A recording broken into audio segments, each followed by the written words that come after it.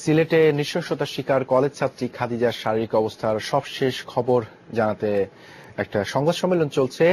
আর সেখানে এই মুহূর্তে খাদিজা নিজেই উপস্থিত রয়েছেন। আমরা একটু সেই জায়গায় যেতে চাই, আমরা দেখতে চাই সেখানে কি হচ্ছে।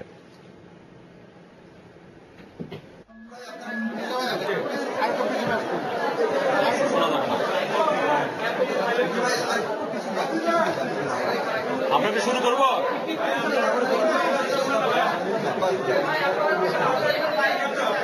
হাত মারো, হাত মারো, হাত মারো, হাত মারো,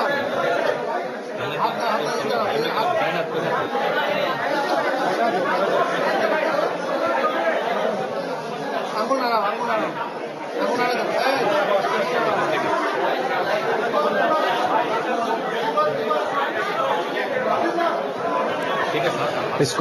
স্কয়ার হাসপাতালে সেই সংবাদ সম্মেলনটি হচ্ছে এবং আমরা দেখতে পাচ্ছি যে সেই সিলেটের কলেজ ছাত্রী খাদিজা এই মুহূর্তে নিজেই সংবাদ সম্মেলনে উপস্থিত রয়েছেন এবং তাকে ঘিরে রয়েছেন হাসপাতালের নার্সরা, ডাক্তাররা।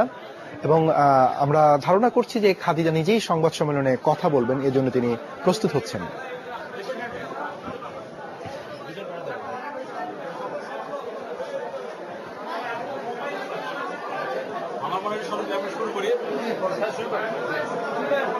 শুরু করেন তাইলে অটোমেটিক্যালি শুরু হয়ে যাবে।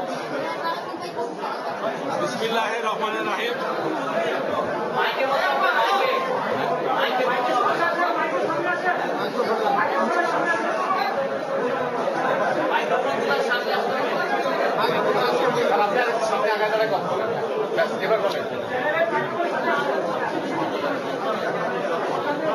আসসালামু আলাইকুম।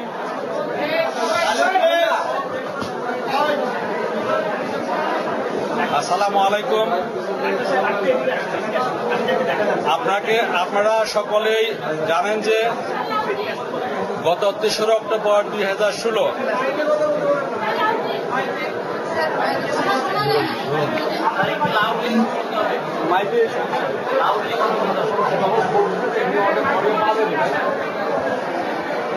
আপনারা শোনা যায়? Hello hello hello hello hello শোনা যায়? আচ্ছা, আমি বলে দিচ্ছি।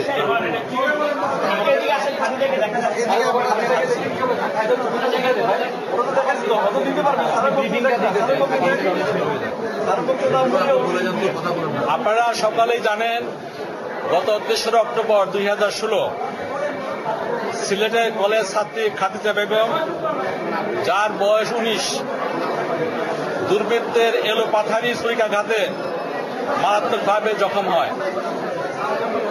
৪ঠা অক্টোবর ২০১৬ সিলেটের প্রাথমিক চিকিৎসার পর তাকে মুমূর্ষু অবস্থায় উন্নত চিকিৎসা করার জন্য স্কয়ার হাসপাতালে প্রেরণ করা হয়। ইমার্জেন্সিতে আসার পর